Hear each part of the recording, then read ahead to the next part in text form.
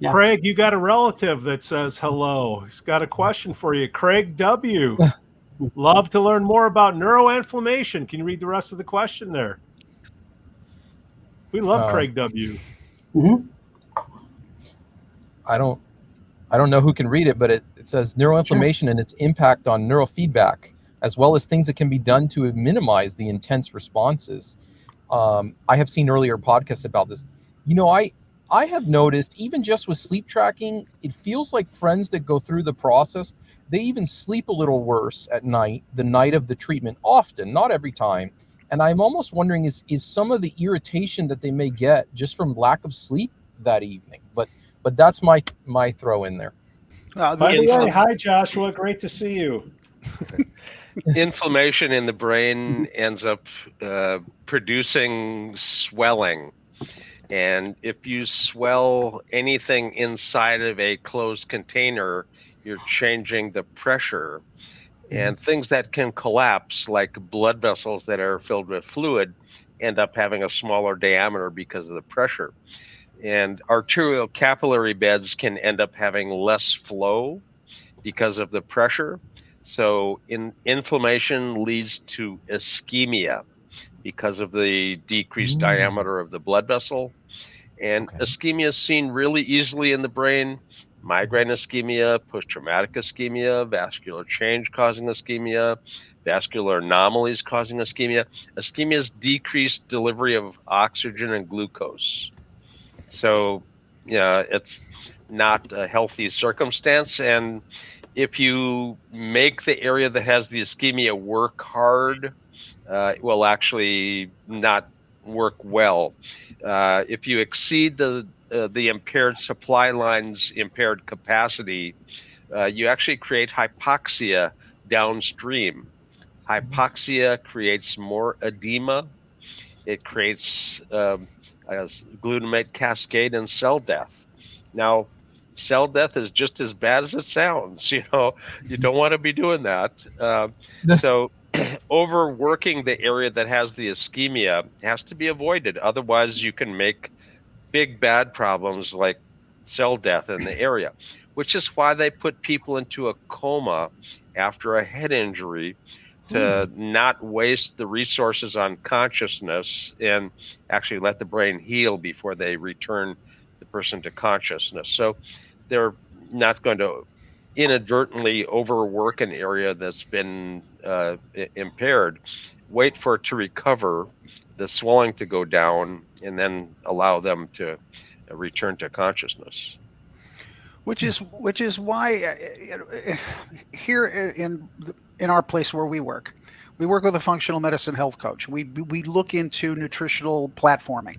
We find out, and as best we can, we're not doctors, but we find out does somebody have the indications of neuroinflammation? Because we're asking the brain to do an exercise, and we don't want to push people past their tolerance levels. So somebody walks in and they have disclosed, we have a person with, Lyme disease, or they have an absolute diagnosis already of a neuroinflammatory marker. You have to be extremely careful in how you approach doing neurofeedback, gently, slowly, small sessions, small amounts of time, see their tolerance levels. You can't just charge in there and do a half an hour of whatever.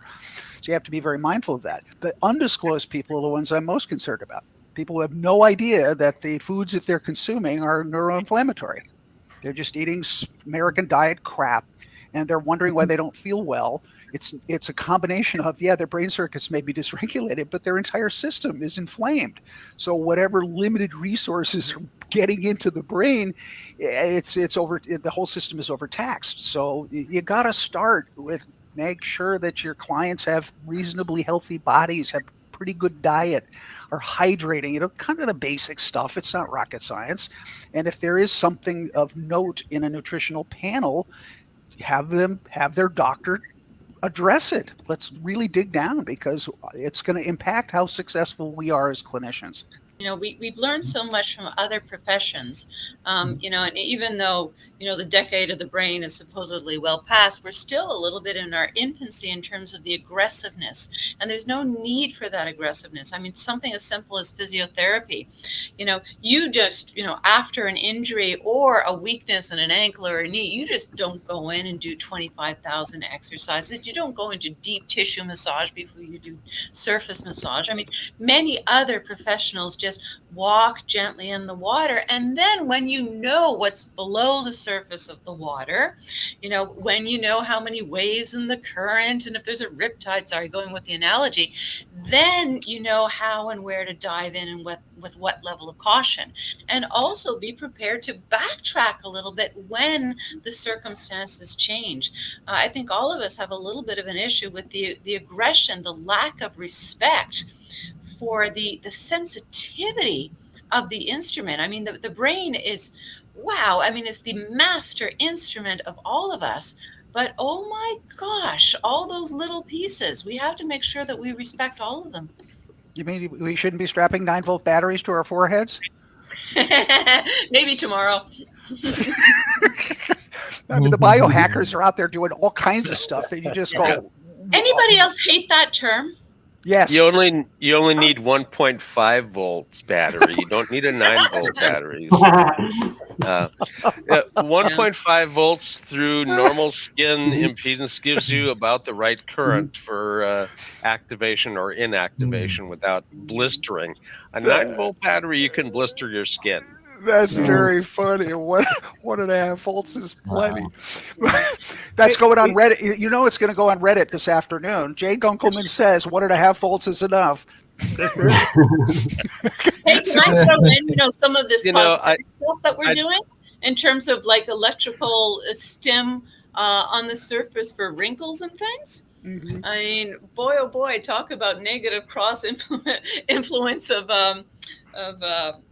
objectives here. Joshua, does your mic work yet, or you want me to read the questions for you? Well, I got a few thoughts to add first. Hey, go ahead. If I could, I think it's worth getting into specifics because there's people out there who might be curious about, well, what does overtraining even look like? And we haven't really discussed that. But in my clinic, we probably see 100 people a week at least. And so we do have protocols for this. And if we have somebody who comes in with some known injuries, and we're doing some training, we inform our staff to look out for things like if they get a facial tic, they're done for the day, stop. And also we're gonna mark in the note at what time did they have that response. And you're gonna do that every time, and we're gonna back it up 2 minutes. So we're not gonna go that long next time. If they get a headache, they're done. If they get nausea, they're done. We're gonna stop the session. We're gonna look for other symptoms as well and be open to whatever the brain could do, because the brain's a big place, and that kind of ischemia, depending on the location, could cause arguably anything.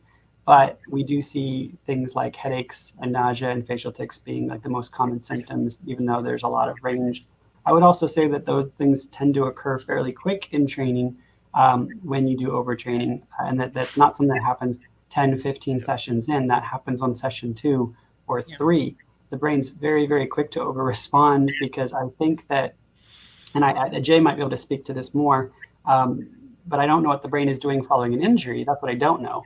But I do know that it's very quick to try some things that it used to do, whether that it cannot do properly anymore. And neurofeedback perturbs it and gets it moving again. And it's very quick to try some things that it used to do that it can't do anymore the same way. And that's where that kind of increased hypoxia comes from that increased activation.